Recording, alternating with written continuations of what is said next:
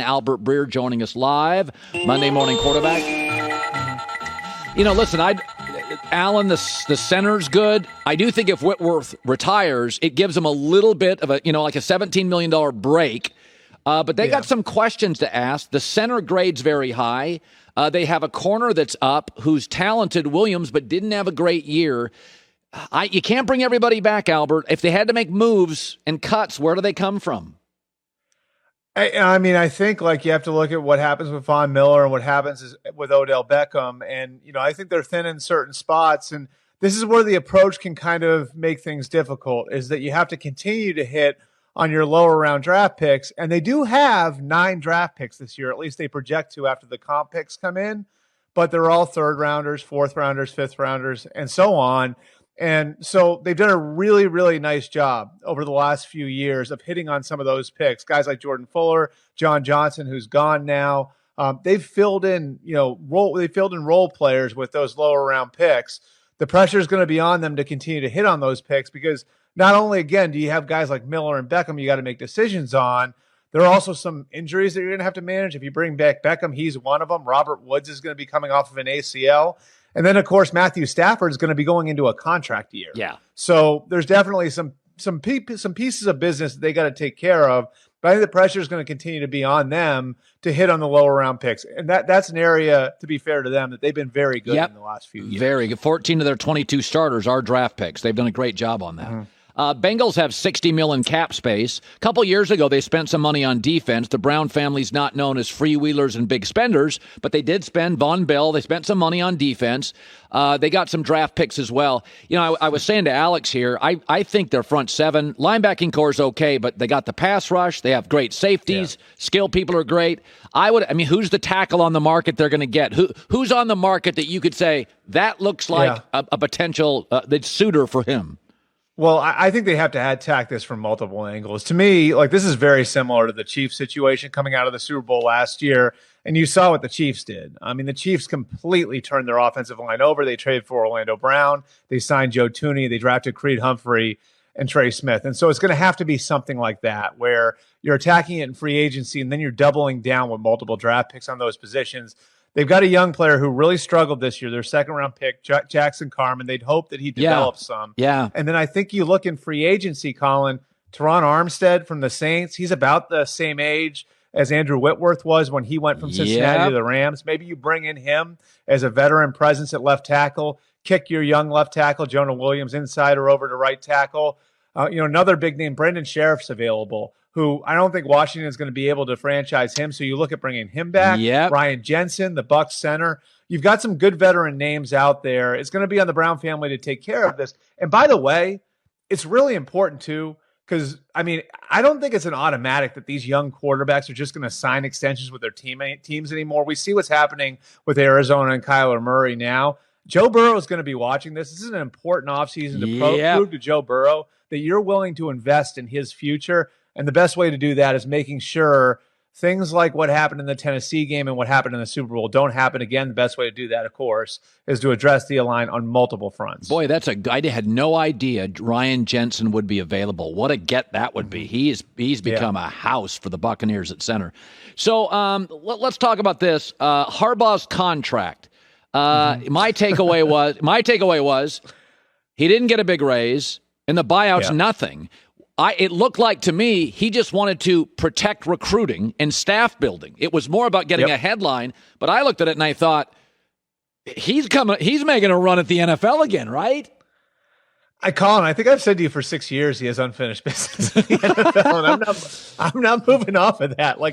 I think he has unfinished business in the NFL. I think he wants to coach in the NFL again. I think losing the Super Bowl to his brother left a mark for him.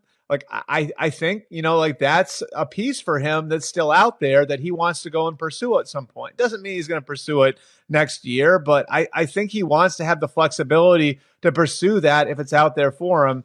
And look, it's been 2 years now that he's been aggressive in doing this sort of thing. Last year, when Michigan made him take the pay cut, he was sniffing around just about every job. He'd been in contact with the Jets. He'd been in contact with the Chargers. He winds up going back to Michigan, does a great job, has a great year. And then he's seeking out the Raiders, right? Like, and the Raiders were more interested in Josh McDaniels. And then to some degree, he's seeking out the Vikings. And so I think you read the tea leaves here, you add the way he's handled the last couple of off seasons to the structure of that contract. That buyout, Colin, that's inviting NFL team. If I'm an NFL team and I've got an interest in Jim Harbaugh, to me, like, that's an invitation for me to call after the 2022 season. So I think this is very interesting. So Kevin O'Connell, they call the tall Sean McVay, and my guys think he's really smart, really clever, has a presence. He's going to take the Vikings job. So when McVay first got the job with Goff, you say all the right things, then you grow frustrated with them. But Goff didn't have a lot of years in this league. So, McVay's watching it, monitoring it, and then he just got tired of it. Late season game against the Niners, turnovers. He's like, I'm out. So we have a track record with Kirk Cousins, and we know the ceiling. And so I think he's got 1 year left.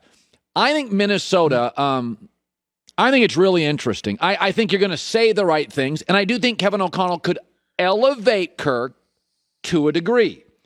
But your gut feeling on what they're going to do, draft another quarterback. I mean, would they be aggressive in the market if something was available?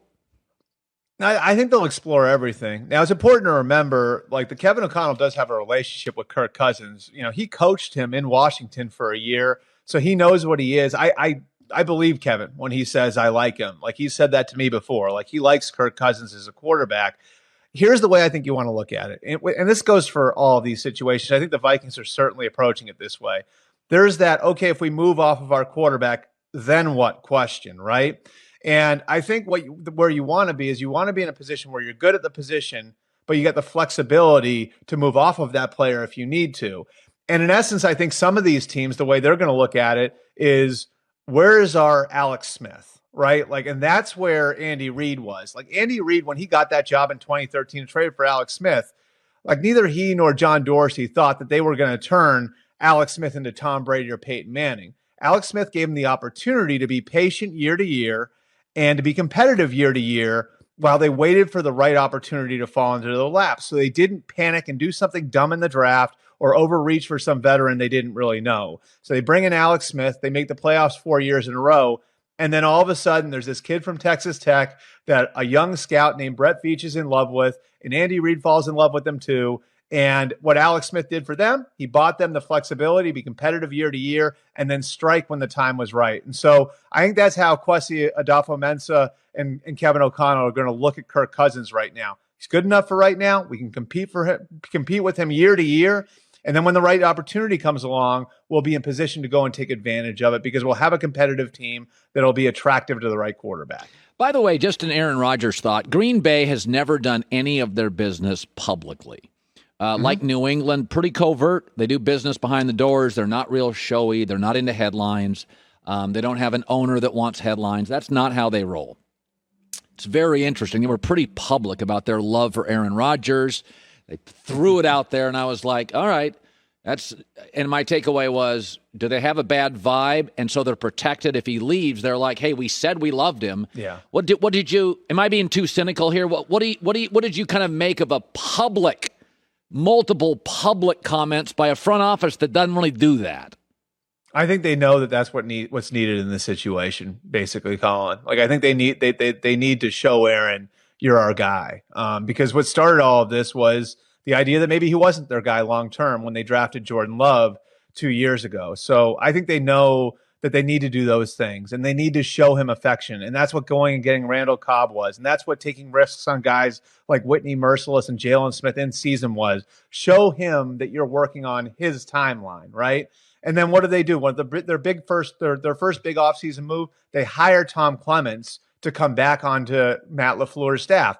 Tom Clements is Aaron Rodgers' guy. That guy was the buffer between Mike McCarthy and Aaron Rodgers. So they're doing these things to show Aaron Rodgers, hey, we're all in with you. And I think it was notable that when he accepted his MVP award, right, that Aaron Rodgers actually thanked the two guys he had the biggest problem with. That's Brian Gutekunst, the GM, and Mark Murphy, the team president. So, I think this has moved past being a professional or a personal decision for Aaron Rodgers where he's upset with people in the building. I think the Packers, for the most part, have fixed all of that. I think now it becomes a professional decision, and it's going to be up to the Packers, again, Brian Gutekunst, Mark Murphy, Matt LaFleur, to put something in front of Aaron Rodgers that says, we're going to be able to handle that $40 million cap surplus, and we're going to be able to put a competitive team around you for the next 2 or 3 years. I think what the Packers have done effectively over the last 6 or 7 months, they've turned this from a personal issue into a professional issue for Aaron Rodgers. We'll see if they can convince him that this is the best place for him professionally. But I think personally, everything's okay now. That couch, by the way, looks really comfortable behind you with the New York. It really does. Power's out at my house, so you can thank my buddy Tim Owens for having me over and letting me use his internet. All right, buddy. Great seeing you, Albert. Have a good weekend. All right. Thanks, Colin. Hi, everybody. Thanks for watching. Subscribe here to get the latest from the show. Also, be sure to check out more of the best clips from The Herd or go watch a few segments from other shows on FS1.